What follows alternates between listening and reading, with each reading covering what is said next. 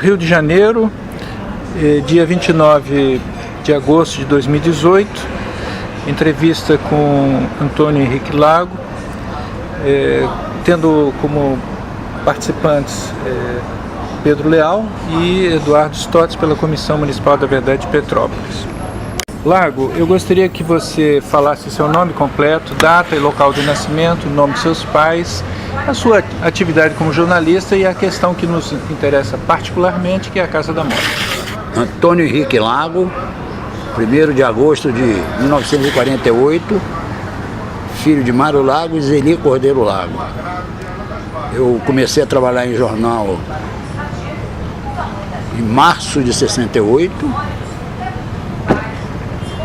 por volta do dia... Agora eu esqueci, eu estou com data. Eu comecei a trabalhar em jornal 10 dias antes da morte do Edson Luiz. Significa 29 de março... Por aí, 15, por aí. Por aí. E eu comecei fazendo um setor que a última hora, que tinha sido recém colocada de volta no circuito. Eu recebi o setor de delegacias especializadas de Polícia Central, que era o apelido da Secretaria de Segurança. E 10 dias depois eu estava no prédio da Secretaria de Segurança saindo, indo embora. Eu já tinha feito coisa quando entrou um PM correndo dizendo que tinham matado estudantes no calabouço. E aí eu fiquei trabalhando na cobertura do que a polícia estava fazendo em relação às manifestações, etc. Eu vi o corredor polonês no DOPS, nas passeatas do dia 1º de abril e da missa da Candelária, mandei para o jornal as informações, etc. Depois eu fui trabalhar em esporte, passei até 74 trabalhando em esporte. E... Qual é o jornal? Trabalhei no Jornal dos Esportes e no Globo, como repórter de esporte. Depois saí, depois da Copa do Mundo de 74, e fui trabalhar no Estado de São Paulo, onde recebi o setor de transportes, previdência social e direitos humanos. Porque direitos humanos era quase que uma editoria dos jornais. Apesar da censura e etc., era uma editoria que se cobria regularmente. Todos os jornais tinham repórteres que cobriam direitos humanos. Depois do Estado de São Paulo, no Estado de São Paulo, eu cobri a repressão contra o Partido Comunista, contra o PCB. Que ano foi isso? 75, porque quando o Geisel assumiu, o Armando Falcão deu uma entrevista dizendo: agora o alvo é o PC. Assim, nesses termos. O alvo é o PC. E aí eles prenderam, sei lá, 2 rodadas do Comitê Central, dirigentes E eu estava cobrindo isso. Todo dia tinha informação de quem tinha sido preso, etc. Algumas saíam, outras não. Aí eu saí do Estado numa meia depuração ideológica que o Estadão fez, e entregou a direção das sucursais ao Jornal da Tarde, que era mais conservador. As chefias do Estadão eram consideradas comunistas. E aí eu fui para a Folha de São Paulo, onde, obviamente, comecei a trabalhar fazendo os setores que eu fazia no Estadão. E eu acabei cobrindo a candidatura do Euler Bentes Monteiro contra o Figueiredo.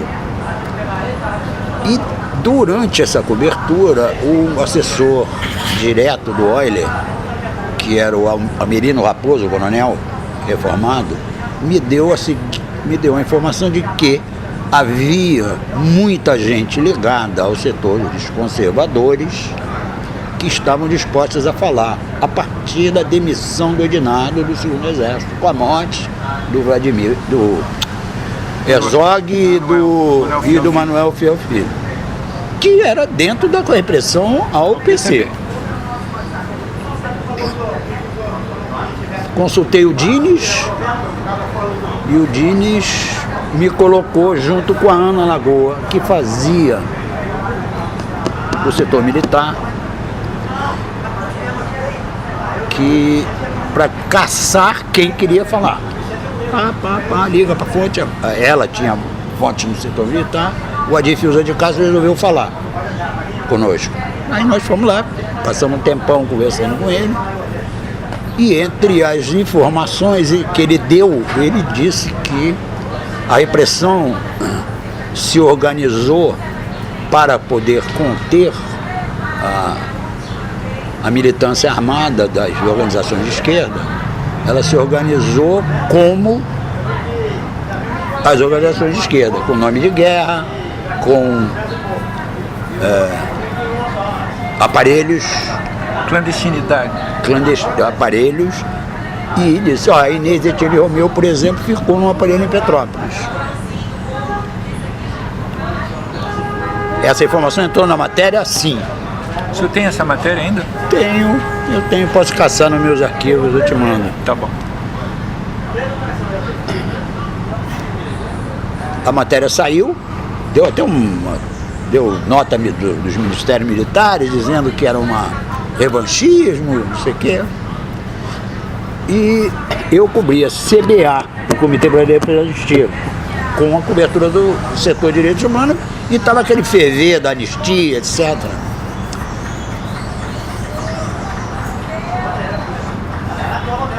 A Ana disse que o Fiuza topou falar, aí vamos lá. Saiu o negócio da Inês. O Sérgio, que foi, eu me esqueci o sobrenome dele, do Carlos Alberto, do Beto, que ele chegou para mim e falou assim, olha, a Inês pediu para você ir conversar com ela, você pode? Aí eu fui falar com o Dini e disse, olha, eu preciso de uns dias aí que a Inês Etienne, pode ser que a gente vá atrás. E o Jornal da Tarde tinha acabado de sair com uma matéria do aparelho lá de São Paulo, de um aparelho clandestino em São Paulo. Do PCB? Não, do PCB?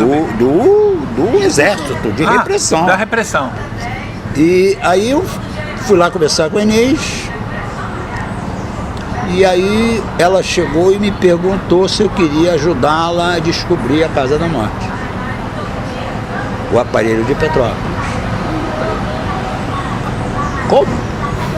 Ela disse, um dia eu estava meio desmaiada, me deixaram no sofá da sala depois de uma sessão de tortura, e eu escutei o telefone tocar. E alguém atendeu dizendo Petrópolis 4090. Será que você consegue com esse telefone descobrir? Ouvindo as pessoas, como é que é? Era antes de Telege, mas antes de Telege, CBT, não é isso? Companhia Brasileira de Telefone. Ah, sim. Companhia Telefônica Brasileira, CTB. Aí eu falei, bom, vou ver. Mas eu falei, não posso acionar ninguém, porque ela tinha sido ameaçada no hospital quando ela foi presa. Tinha sido ameaçada lá dentro de Bangu. E não saía a anistia dela. Aí vocês estão conversando com ela lá em Bangu? Lá em Bangu. A mediação foi feita pelo Sérgio? A primeira mediação foi feita pelo Sérgio. Aí, como eu consigo? Vou na Biblioteca Nacional, peço o catálogo de Petrópolis de 71 e saio caçando o telefone. O desgraçado é Mário Loders, logo ele está no meio do catálogo. Passei uma tarde inteira lá. E estava lá. E era esse número? 4090. Em 71. Que já tinha mudado. Pois tinha é. aparecido números. Pois é. Aí eu falei, porra, tá aqui. Agora, comprova. Vou lá fazer uma matéria de turismo em Petrópolis. Fui com o fotógrafo.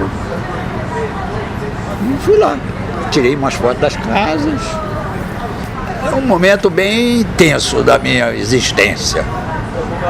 Mas aí isso é uma conversa normal, ele falou sobre casas que nego alugava por temporada, não sei o que, bababá, fui embora. Depois eu levei as fotos, revelamos as fotos, eu levei as fotos lá para Bangu. Mário! Agora, A matéria não podia sair enquanto ela estivesse lá dentro. Exatamente. Foi acontecer em 81. 81. Né? Esse seu contato foi em 79 para 80, no início do ano, né? E eu sair da Folha, porque a Folha extinguiu a sucursal do Rio na greve do jornalista de São Paulo. E fui pra TV Globo, estava de chefe de reportagem lá, e ela, conversando com ela, aí saiu.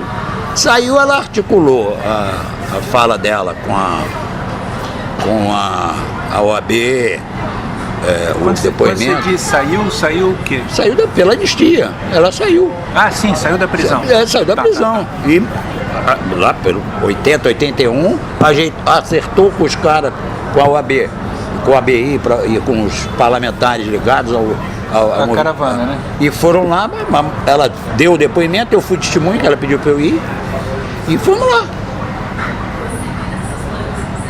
E aí ela botou o dedo na cara dele. Sim, tem o registro. E ele disse que o cachorro vídeo, morreu. Né? Como é? E ela disse, você botou o cachorro em cima de mim. Aí ele disse, deu o nome lá. Do cachorro, aí morreu.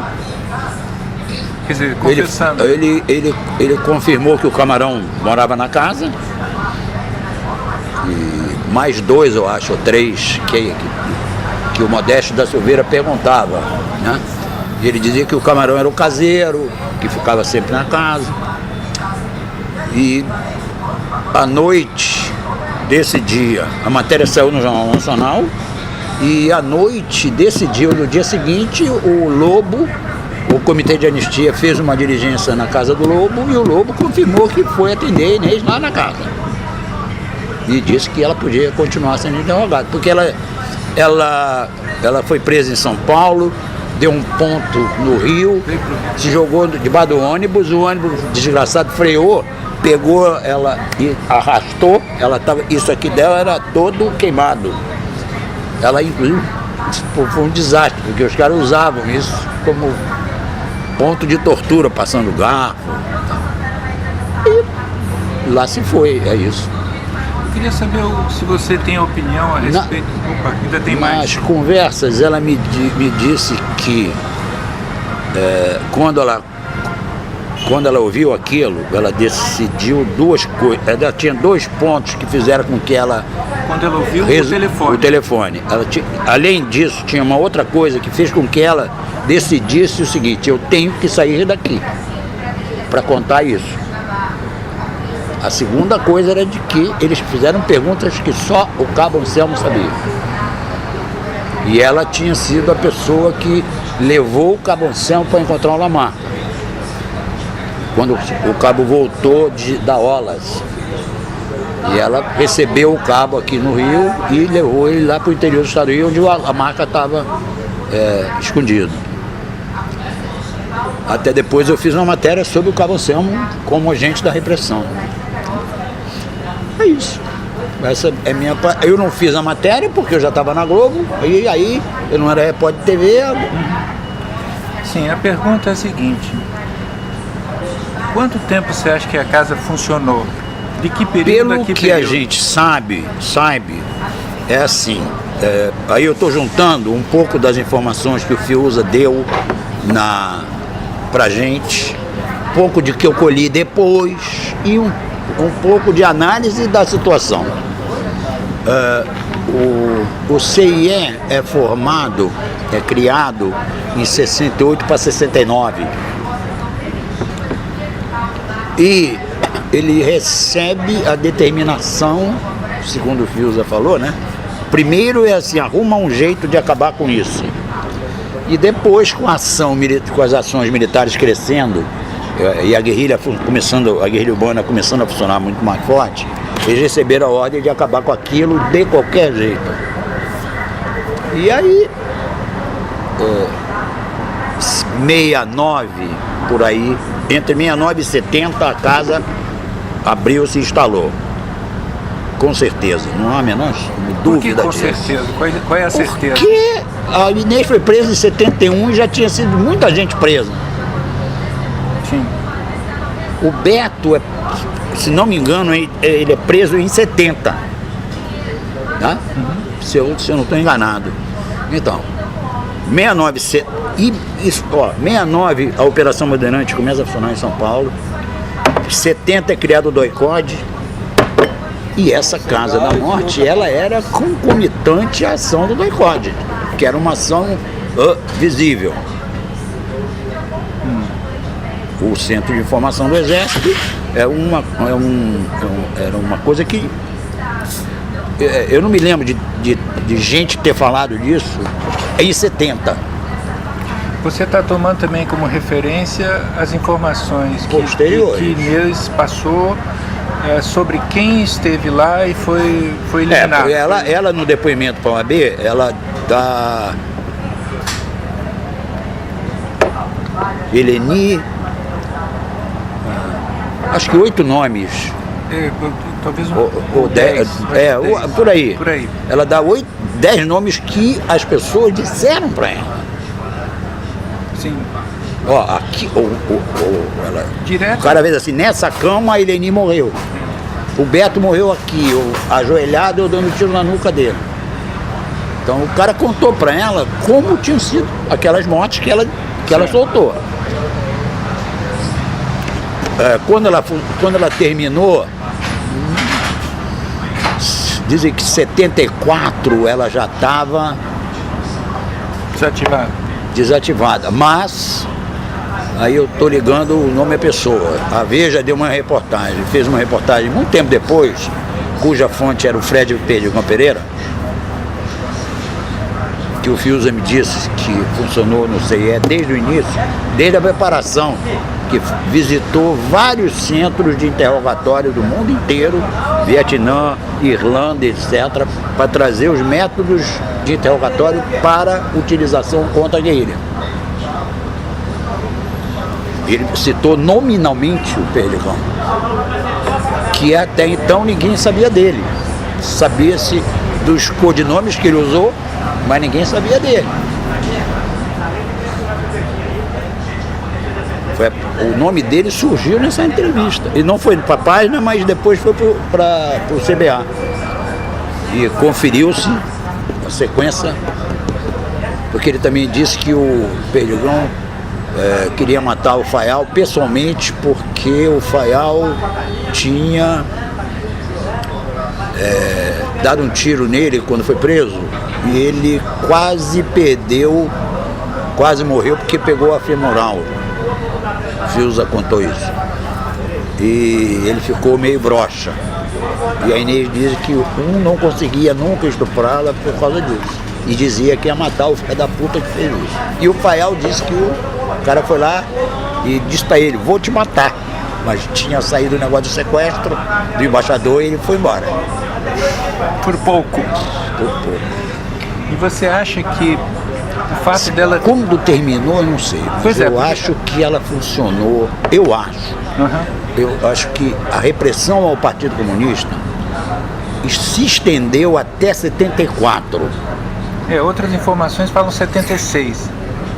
De 73 a 76. Não, 3 não foi, porque a Inês foi presa em 71. Não pode. Não, ela não era do PCB? Não. Não tem nada a ver com o PCB. Não, era da VPR, da Palmares.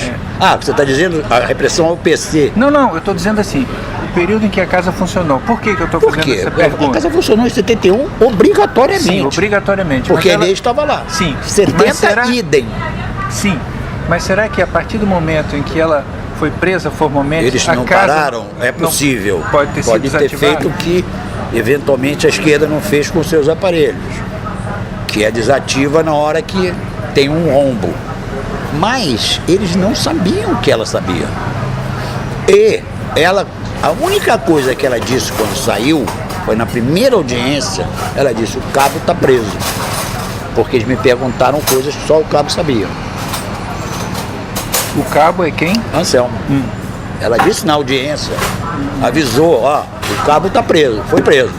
Porque eles me perguntaram coisas só ele sabia. Então, Ela mandou informações para o Chile. Pro Chile. Que não, infelizmente não acreditaram. Ela, o PCdoB, o Arruda, o Diógenes Arruda, teve uma entrevista com o Onofre lá dizendo, nesse fuzuê, ele disse, 4 quadros meus morreram em encontro com o Anselmo. E o Onofre disse, não, o Anselmo é meu, eu não acredito e ponto. Uma falha, mas, então, 70, provavelmente a casa começa a funcionar em 70, acho eu. Sim. Mas também não tenho informação. Sim. E ela se estende, se os caras seguiram a norma de segurança, pode ter sido desativado em 71. Mas o Dilson Miranda, segundo essa matéria da Veja, esteve numa casa clandestina e vários quadros do PCB 74 tiveram lá. Tiveram numa casa clandestina. Aí surge a questão das outras casas de Petrópolis. Pode ser, porque que tenha. É existe essa possível. informação. Diz que tem uma na subida da Serra, não é isso? Não sei. Diz que tem uma na subida da Serra, tinha uma na subida da Serra. Tem a informação do Cláudio Guerra, né? Sabe o que eu acho?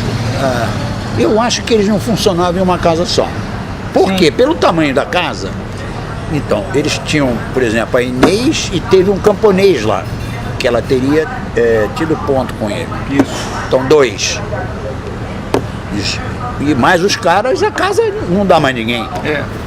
Né? A não ser que a casa do Lórias em cima também fosse usada. Pode ser. A propósito, eu não sei se ele tinha família, mas não lá, ou se era sozinho. Não, tinha só a irmã.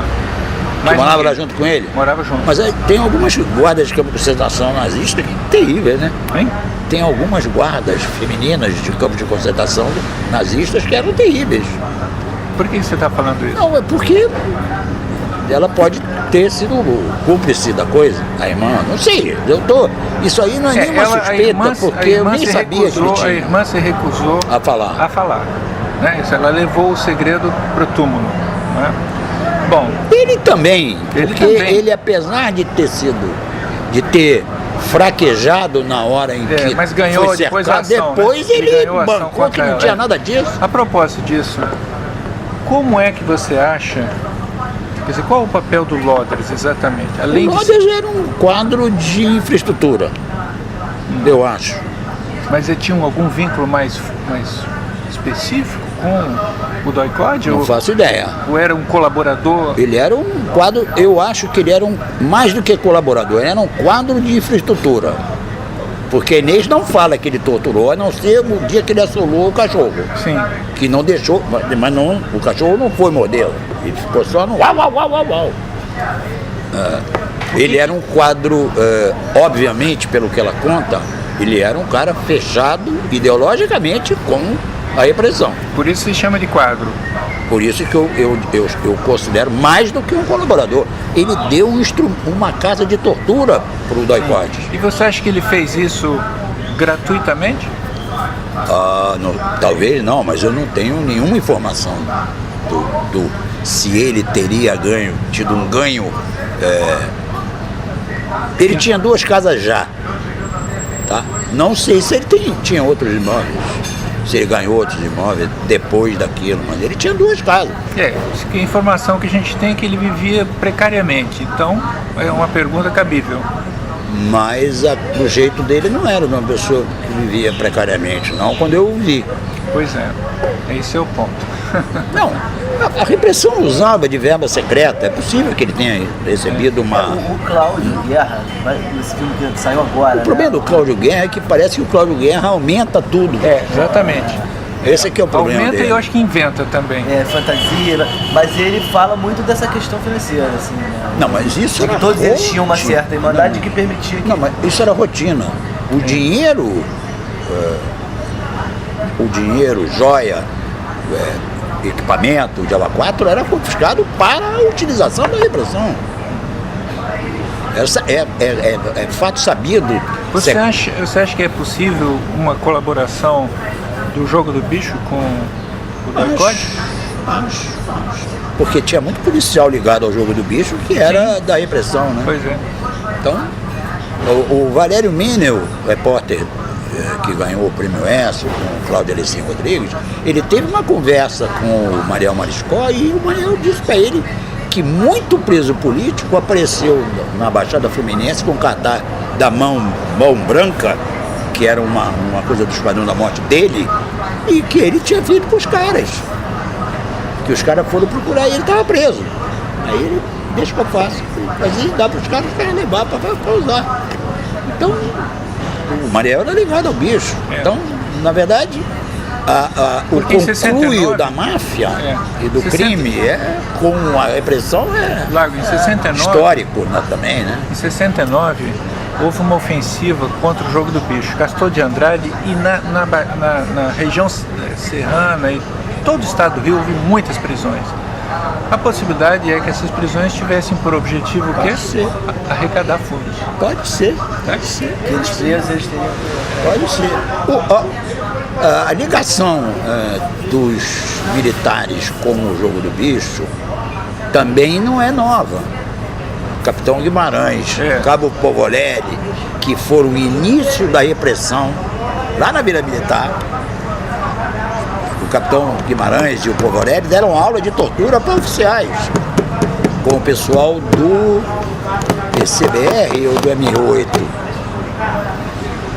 lá na Vila. E o Capitão Guimarães hoje é o chefe do bicho. Então, na verdade... Outra coisa que é importante para nós e para a história... Eu não tenho informação específica disso. Sim. Mas a rotina do que aconteceu indica o Mariel Mariscal fazendo cartaz para eles, o Capitão Guimarães acabando como um dos chefes do bicho. Né? Mas como eu estava dizendo assim, para fins de informar para quem for construir a história desse período, e a colaboração importante que nós estamos prestando com essa entrevista, e você particularmente está prestando com essa entrevista, eu gostaria de saber se essa entrevista que você fez com o Fiuza, poderíamos ter acesso a ela. Eu busco lá, mando. Porque eu acho que tudo isso é parte da documentação que acompanha essa entrevista que nós estamos fazendo hoje aqui. A conversa com o Fiuza, ele confirma a morte de 14 desaparecidos da lista do CBE. Ele confirma a morte. Esse aqui morreu. Ou, como ele dizia, subiu.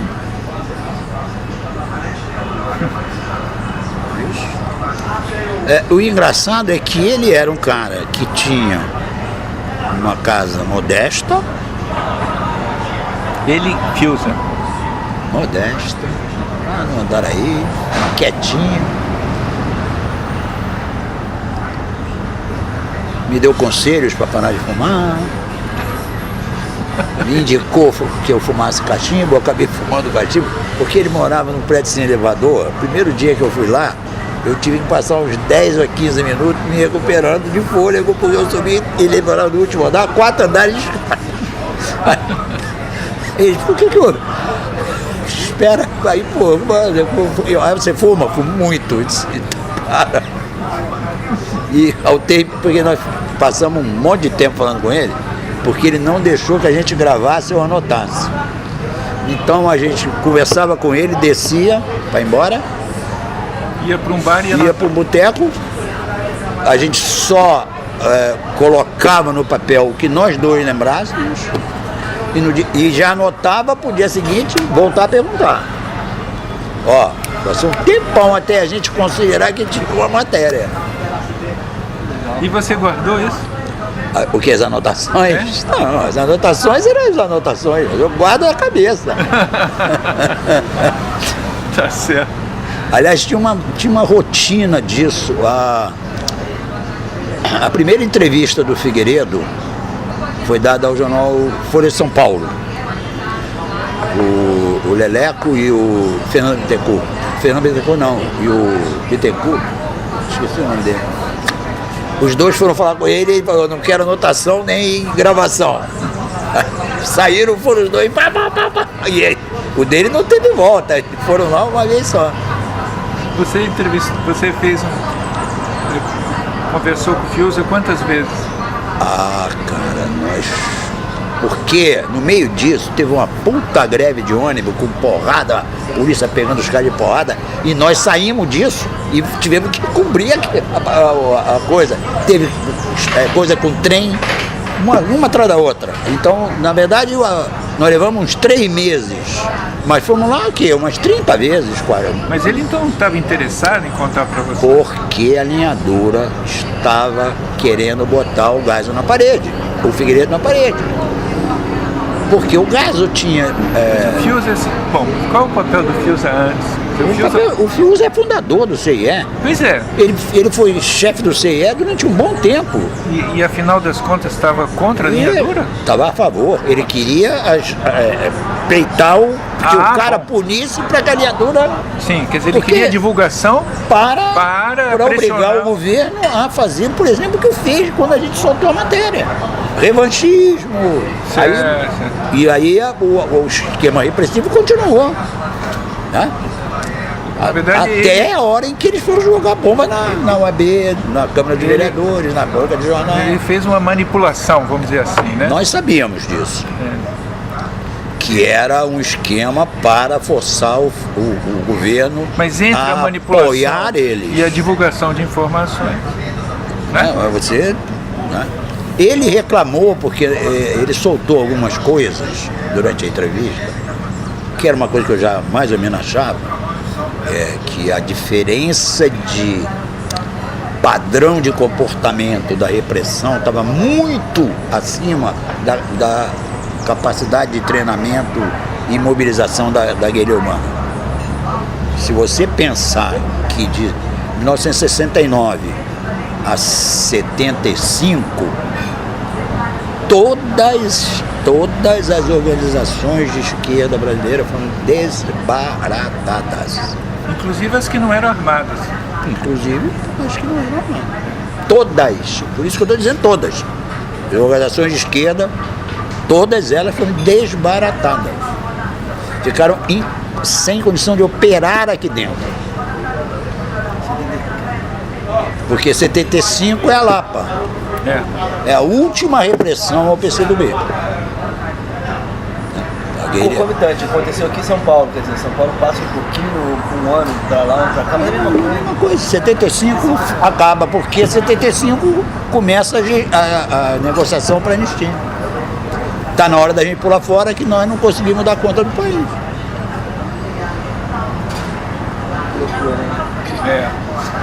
A democracia que virá tutelada sem possibilidade nenhuma. Zero até hoje. E eles gritam a mesma coisa até hoje, né? O discurso é rigorosamente igual. Rigorosamente. Nós tivemos anistia, todo um cadete para você de 19 anos vai te falar isso. Mas teve anistia e aí anistia, perdão geral. Por que vocês querem mexer com a anistia? Um menino de 20 anos vai te falar isso. Por isso, porque eles também desbarataram a esquerda toda.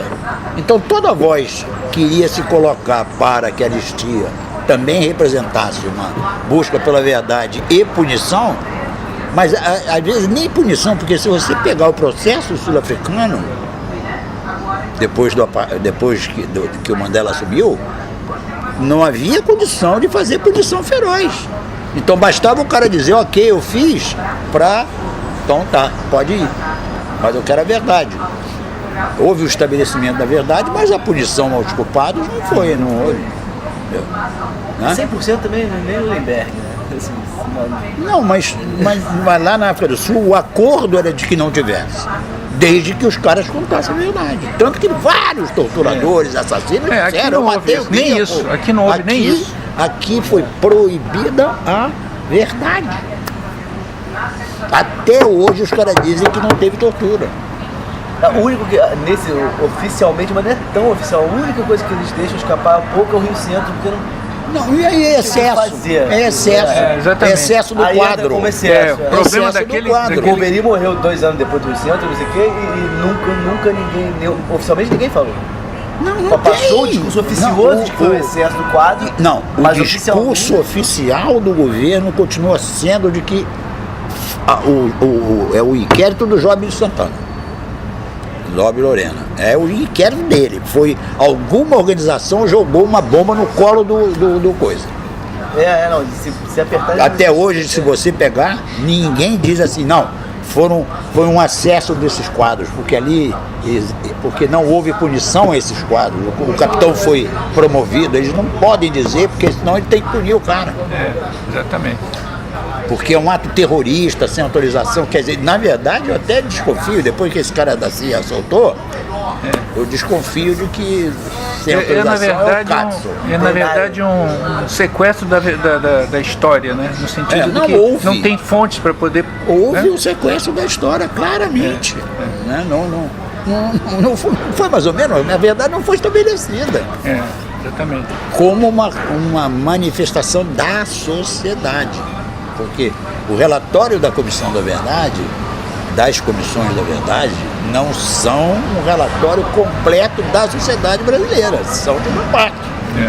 Porque a outra, quase metade está firme lá. Não quero. Não toca nesse assunto. Mas nós continuaremos a tocar, né? Sim. Muito obrigado, Lago. Espero que tenha sido agradável.